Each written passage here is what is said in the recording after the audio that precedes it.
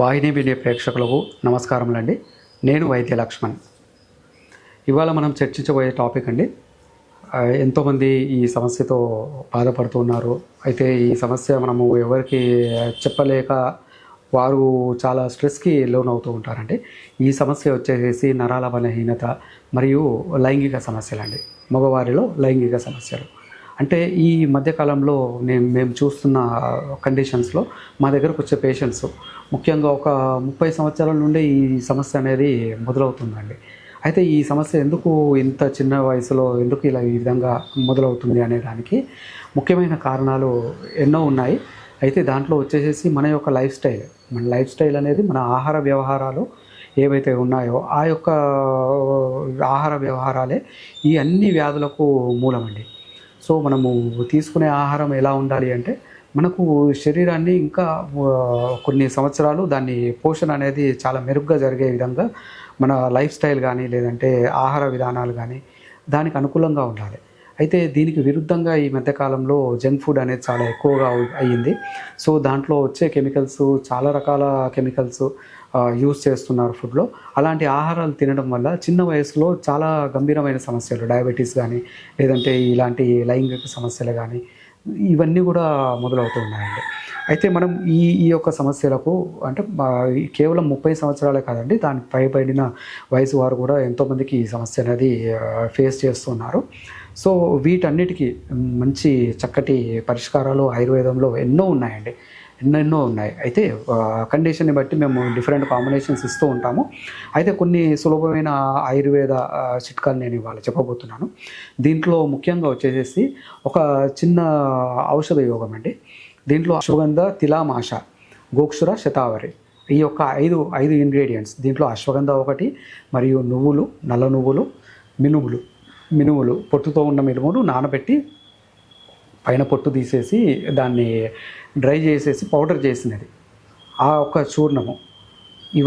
ఈ యొక్క చూర్ణము మరియు గోక్షుర అనగా మన పల్లేరు గింజలండి, పల్లేరు కాయలు, వాటి చూర్ణము మరియు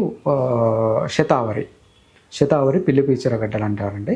సో ఇవన్నిటి కూడా సమభాగంగా తీసుకోవాలి. అన్నీ 100 గ్రాములుగా తీసుకునేసేసి దీన్ని పౌడర్గా చేసి దీన్ని కనుక ఉదయము సాయంత్రము డయాబెటీస్ లేని వాళ్ళు కొద్దిగంత బెల్లము పాలలో కలిపేసేసి, ఇది 1 టీ స్పూన్ పాలలో కలిపేసేసి ఉదయం సాయంత్రం కనుక తీసుకుంటున్నట్లయితే వీర్యము చిక్కబడుతుంది, ప్లస్ దీంతోపాటు కౌంట్ పెరుగుతుంది, ప్లస్ మరియు ఈ లైంగిక సమస్యలు అనేది కూడా తగ్గుతూ వస్తాయి.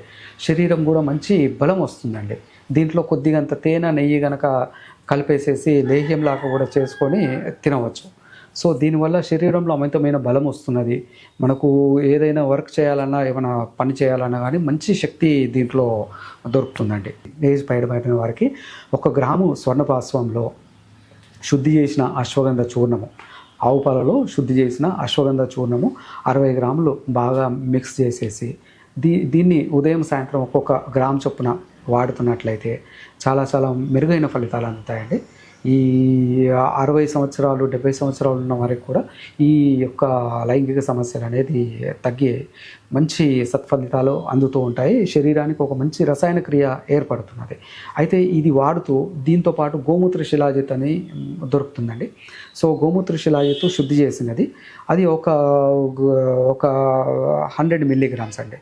100 మిల్లీగ్రామ్స్ ఉదయము సాయంత్రము కాస్త పాలల్లో కలిపేసేసి తాగుతున్నట్లయితే కనుక మీకు శరీరంలో చాలా మటుకు సమస్యలు అంటే న్యూరలాజికల్, నరాల వీక్నెస్ కానీ, నరాలలో వచ్చే సమస్యలు కానీ, లైంగిక సమస్యలు కానీ ఇవన్నీ కూడా నార్మల్ అవుతూ వస్తాయి. దీంతోపాటు షుగర్ లెవెల్స్, ఎవరికైనా డయాబెటీస్ ఉంటే కనుక షుగర్ లెవెల్స్ కూడా దీని ద్వారా మెరుగవుతూ వస్తుంది. అయితే దీంట్లో మంచి గుణం ఏంటి అంటే ఇంకా కాల్షియం లెవెల్స్ అనేది పెంచుతుంది బాడీలో. అంటే జాయింట్ అరుగుదల కానీ, జాయింట్ పెయిన్స్ కానీ వీటిలో కూడా చాలా అద్భుతంగా దీని ఫలితాలు ఉంటాయండి. సో ఇవన్నీ మీరు ఈ యొక్క ఔషధాలు, నేను చెప్పిన ఔషధాలు వాడి దీనివల్ల మీరు సత్ఫలితాలను పొందండి. దీంతోపాటు మీరు లైఫ్ స్టైల్ మెరుగు చేసుకోండి, ఆహార ప్రక్రియ మెరుగు చేసుకోండి. దీని ద్వారా మంచి ఫలితాలు అందుతాయండి. నమస్కారం అండి.